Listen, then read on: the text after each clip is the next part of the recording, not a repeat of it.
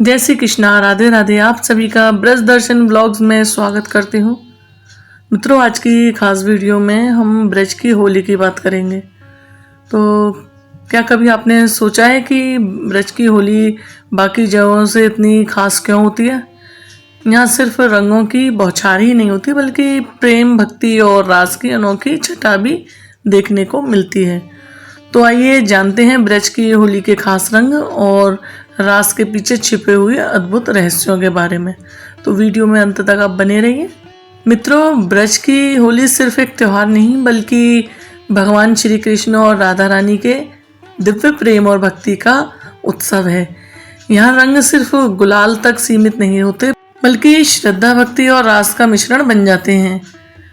अब बात करते हैं बरसाने और नंदगांव की लट्ठमार होली। तो बरसाना राधा रानी का जन्म स्थान है। ये तो जानते ही हैं बहुत से लोग, अधिकतर लोग जानते हैं कि राधा रानी का जन्म स्थान बरसाना है और नंदगांव श्री कृष्ण का गांव है। तो यहाँ की जो होली है दुनिया भर में सबसे प्रसिद्ध होली है। यहाँ गोपियाँ लाठी यानी लठ मार होली खेलती हैं। लाठी लेकर ग्वालों को मारती हैं और ग्वाले ढाल से अपने जैसे बचने का प्रयास करते हैं। ऐसे ही यह होली श्री कृष्ण और राधा रानी के छेड़छाड़ को और उनके प्रेम को याद दिलाती है। इस होली में प्रेम और आनंद का रंग सबसे गहरा होता है। ऐसे ही होती है गुलाल और टेसू के रंगों की होली।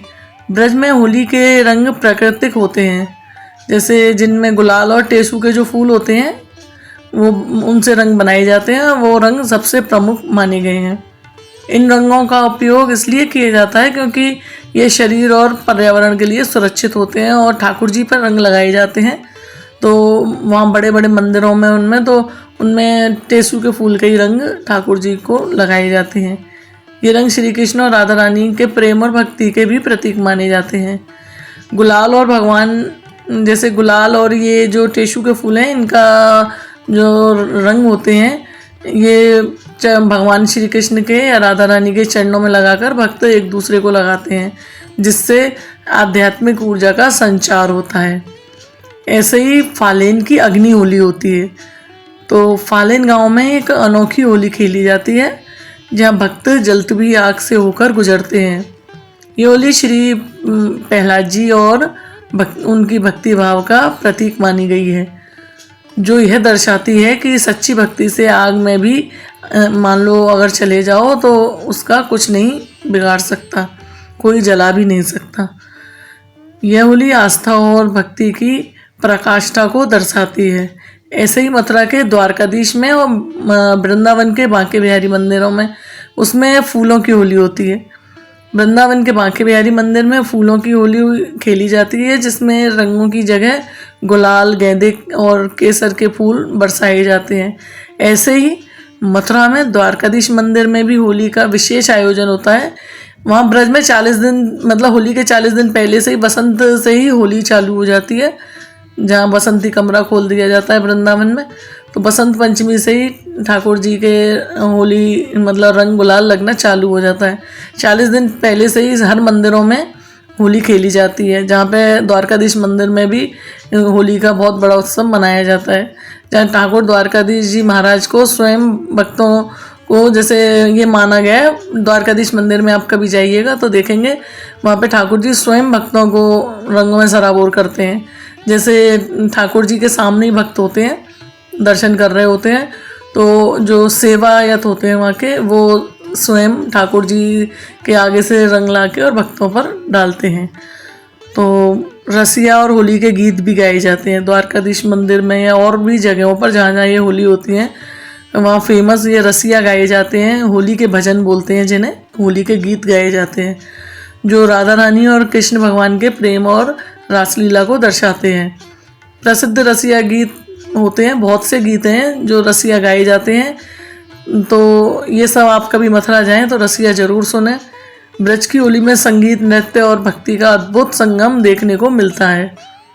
ब्रज की होली का जैसे रासलीला से भी संबंध है। होली का सबसे जो खास पहलू है वो रासलीला है, जिसमें भगवान श्री कृष्ण अपनी गोपियों के साथ होली खेलते हैं।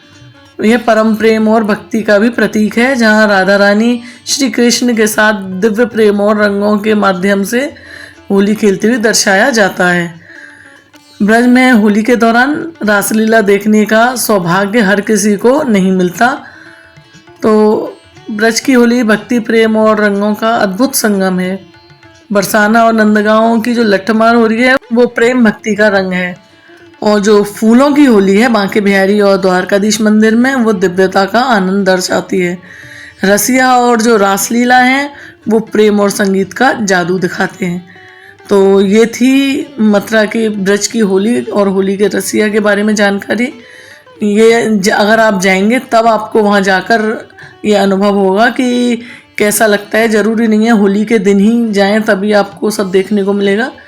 मैंने जैसे बताया कि वहाँ होली 40 दिन पहले से ही शुरू हो जाती है, बसंत पंचमी से। तो आप ब्रज में किसी भी मंदिर में जाएंगे तो आप होली का आनंद, अभी भी जाएंगे तो आप होली का आनंद ले सकते हैं। अगर आप कभी भी ब्रज की होली का अनुभव नहीं कर पाए हैं तो इस बार एक बार ज़रूर आइए और श्री कृष्ण की लीला में रंग जाइए। कभी भी मतलब होली तक आप कभी भी जाएंगे तो आप होली का आनंद, वहाँ ब्रज की होली का आनंद जरूर ले सकेंगे। आज हमने जाना कि ब्रज की होली केवल रंगों का नहीं बल्कि प्रेम, भक्ति और रास का भी त्यौहार है। अगर आपको ये वीडियो पसंद आई हो तो इसे लाइक करें, शेयर करें और हमें कमेंट में बताएं कि आप ब्रज की होली में कौन कौन सा रंग सबसे ज़्यादा पसंद करते हैं और ब्रज की होली में कौन सी जगह आप जाना चाहते हैं।